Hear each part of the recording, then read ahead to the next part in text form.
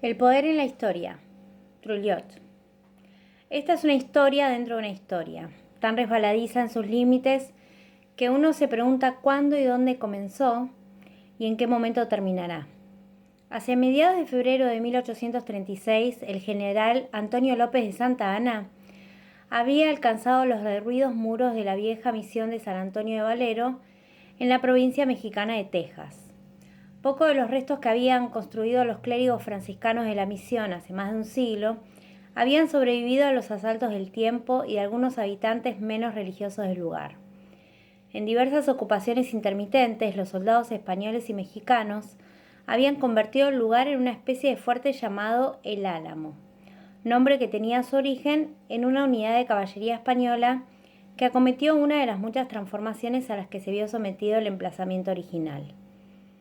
Ahora, 3 años después de que Santa Anna se hiciese por primera vez con el poder en el México independiente, un pequeño grupo de angloparlantes lo ocuparon, renunciando a rendirse. Afortunadamente para Santa Anna, los ocupantes estaban en minoría. Como máximo eran 189 combatientes, y la estructura del fuerte era débil.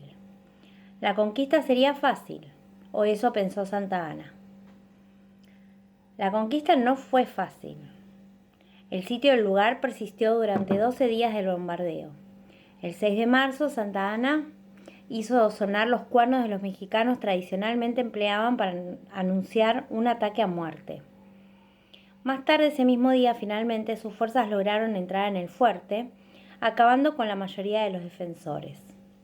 Pero algunas semanas después, el 21 de abril, en San Jacinto, Santa Anna, fue hecho prisionero por Sam Houston, el recién proclamado líder de la República Sesionista de Texas.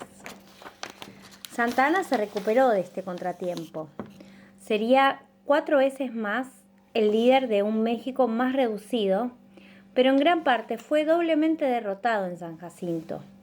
Aquel día perdió la batalla, pero también perdió la batalla que había ganado en el Álamo. Los hombres de Houston se habían lanzado sobre el ejército mexicano, repitiendo a los gritos, «Recordad el Álamo, recordad el Álamo», haciendo referencia a la vieja misión. Hicieron historia por partida doble. Como actores, capturaron a Santa Anna y neutralizaron sus ejércitos. Como narradores, dieron a la historia del Álamo un nuevo significado. La derrota militar de marzo no era ya el punto de la narración, sino el punto clave de la trama. El juicio a los héroes que en cambio hicieron de la victoria algo inevitable y grandioso con el grito de guerra de San Jacinto, los hombres de Houston revirtieron durante más de un siglo la victoria que Santa Anna pensaba haber alcanzado en San Antonio. Los seres humanos participan en la historia como actores y como narradores. La ambivalencia inherente de la palabra historia en muchas lenguas modernas, incluyendo el inglés, sugiere esta doble participación. En un uso coloquial, historia significa tanto los hechos en cuestión como la narración de los hechos, tanto lo que pasó como lo que se dice que pasó. En primer significado pone el énfasis en el proceso histórico, mientras que el segundo lo hace en nuestro conocimiento sobre ese proceso o en la historia sobre ese proceso. Si escribimos la historia de los Estados Unidos comienza con el Mayflower, una afirmación que muchos lectores puede que consideren simplista y controvertida, habrá pocas dudas de que se está sugiriendo de que el primer acontecimiento relevante en el proceso que hizo posible lo que ahora llamamos los Estados Unidos es el desembarco del Mayflower. Pensemos ahora en una frase idéntica a la precedente, pero quizás también tan controvertida. La historia de Francia comienza con Michelet. El significado de la palabra historia se ha desplazado inequívocamente del proceso sociohistórico a nuestro conocimiento de tal proceso. La frase sostiene que la primera narración importante sobre Francia fue la escrita por Jules Michelet. Pero la distinción entre lo que sucedió y lo que se dice que sucedió no siempre es clara. Consideremos una tercera frase. La historia de los Estados Unidos es una historia de migración. El lector puede optar por entender ambos usos de la palabra historia, enfatizando el proceso sociohistórico. Entonces la frase parece sugerir que el hecho de la migración es un elemento central en la evolución de los Estados Unidos. Pero una interpretación igualmente válida de la frase es que la mejor narración sobre los Estados Unidos es una historia de migraciones. Dicha interpretación se privilegia si añadimos unos pocos adjetivos. La verdadera historia de los Estados Unidos es una historia de migraciones. Esa historia está por escribir. Pero una tercera interpretación puede poner el énfasis en el proceso sociohistórico en el primer uso de la palabra historia y también en el conocimiento y en la narración para el segundo uso de la palabra en la misma frase, sugiriendo por tanto que la mejor narración sobre los Estados Unidos es aquella en la que la migración es el tema principal. La tercera interpretación es posible solo porque reconocemos implícitamente una superposición entre el proceso sociohistórico y nuestro conocimiento de él.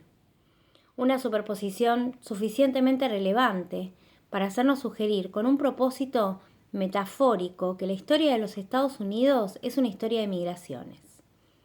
La historia no solo puede significar el proceso sociohistórico o nuestros conocimientos de ese proceso, sino también que a menudo la frontera entre ambos significados es muy líquida.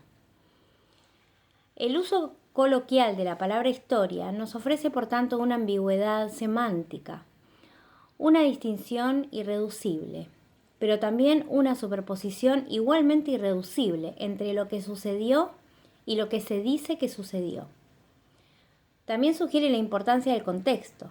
La superposición y la distancia entre las dos caras de la historicidad no puede reducirse a una fórmula general. La forma en la que sucedió y lo que se dice que sucedió, sean o no lo mismo, puede también ser algo histórico en sí mismo. Las palabras no son conceptos y los conceptos no son palabras. Entre los dos se encuentran las capas de la teoría acumulada a lo largo de los tiempos. Pero las teorías son construidas sobre palabras y con palabras. Por lo tanto, no es sorprendente que la ambigüedad ofrecida por el uso coloquial de la palabra historia haya captado la atención de muchos pensadores desde por lo menos la antigüedad. Lo que es sorprendente es la reticencia con la que las teorías de la historia han abordado esta ambigüedad fundamental.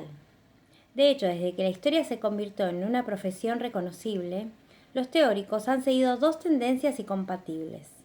Algunos influenciados por el positivismo han enfatizado la diferencia entre el mundo histórico y lo que decimos o escribimos sobre él. Otros, quienes adoptan un punto de vista constructivista, han subrayado la superposición existente entre el proceso histórico y las narrativas sobre ese proceso. La mayoría han abordado este solapamiento, la clave de esta ambigüedad, como si se tratase de un mero accidente del lenguaje común que debe ser corregido por la teoría. Lo que espero hacer es mostrar cuánto espacio existe para mirar a la producción de la historia más allá de las dicotomías de estas posiciones sugieren y reproducen.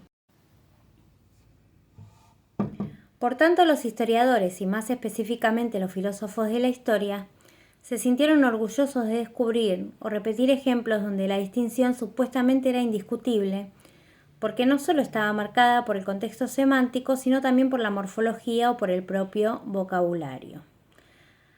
La distinción latina o la distinción alemana ayudó a señalar una diferencia esencial de palabras a través de una ontológica y a veces epistemológica entre lo que sucedió y lo que se dice que sucedió.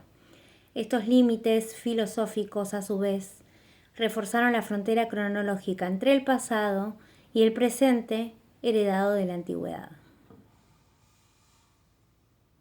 La perspectiva positivista dominó lo suficiente en la academia occidental como para influenciar la visión que tenían de la historia historiadores y filósofos que no necesariamente se consideraban a sí mismos positivistas. Los principios de estas perspectivas todavía conforman el sentido que tiene la historia la mayoría de las personas de Europa y Norteamérica. El papel del historiador consiste en revelar el pasado, descubrirlo o por lo menos aproximarse a la verdad. Dentro de este punto de vista, el poder no es problemático y es irrelevante para la construcción de la narrativa como tal. En el mejor de los casos, la historia es una historia sobre el poder, una historia sobre aquellos que vencen.